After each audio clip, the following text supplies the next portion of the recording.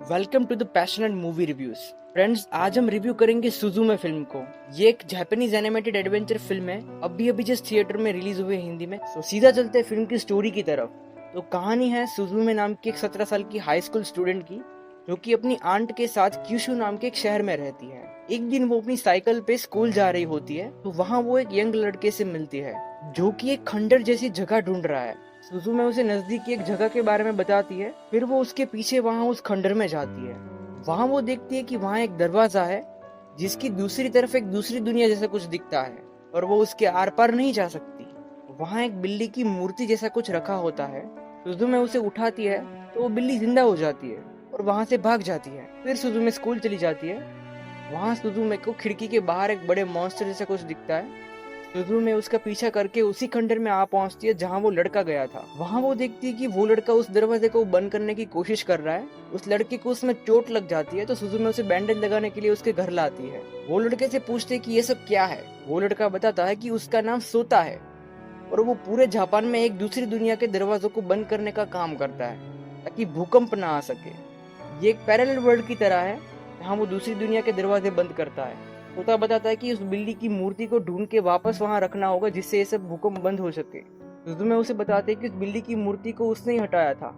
और फिर वो बिल्ली वहां आती है और सोता के ऊपर एक जादुई श्राप लगा के उसको टूटी फूटी चेयर बना देती है। फिर वो चेयर बना हुआ सोता भी उस बिल्ली के पीछे भागता है और सुजुमे उस चेयर के पीछे भागती है। भागते भागते वो एक शिप पे पहुंच जाते हैं और पूरे रास्ते में अजीब सी चेयर देख के लोग उसका फोटो खींचकर सोशल मीडिया में वायरल कर देते हैं। फिर वो बिल्ली एक दूसरे शहर एहिमे में चली जाती है। सुजुमे और सोता भी उसके पीछे एहिमे में चले जाते हैं। सुजुमे अपने फोन में देखती है कि वो बिल्ली वायरल हो चुकी है सोशल मीडिया में अपनी अतरंगी हरकतों की वजह से, और सबने उसका नाम डाइजिन रख दिया है।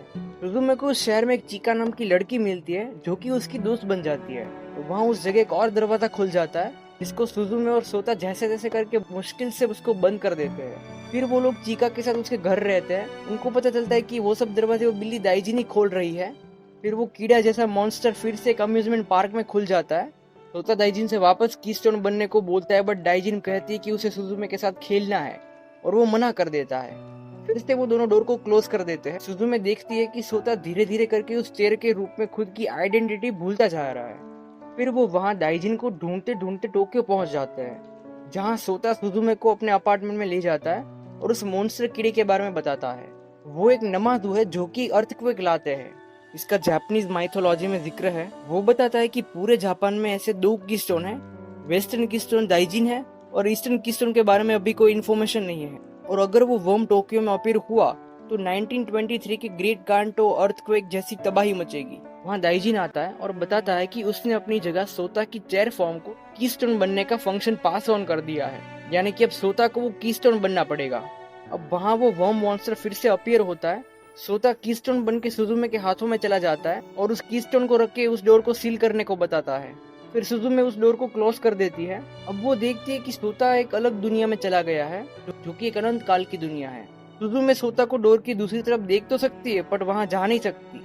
फिर सुजुमे सोता के ग्रैंडफादर से मिलने जाती है। वो सुजुमे को बताता है कि उसकी वर्म मॉन्स्टर और अनंत काल के दरवाजों को देखने की काबिलियत है जिससे वो सोता को बचा सकती है, पर उसके लिए उसको वहां जाना पड़ेगा जहां उसने सबसे पहले वो दरवाजा देखा था।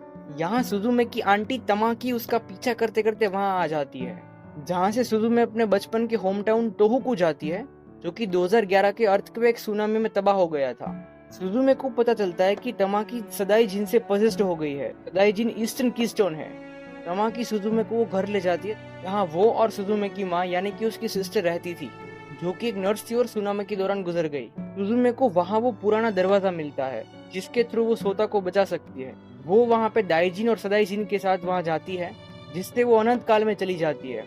सदाईजिन वर्म मॉन्स्टर को डिस्ट्रैक्ट कर रहा होता है, तब सुजुमे सोता को जगा देती है और सोता फिर से ह्यूमन फॉर्म में वापस आ जाता है। फिर डाइजिन अपनी हार मान लेता है और वापस कीस्टोन में बदल जाता है। फिर सुजुमे और सोता वो वर्म को सील कर देते हैं। सोता को सब दिखाई देता है कि जब सुजुमे 12 साल की थी तब वो सुनामी में अनंत काल के उस दरवाजे से कैसे गई, और फिर सोता और सुजुमे अनंत काल से वापस आ जाते हैं।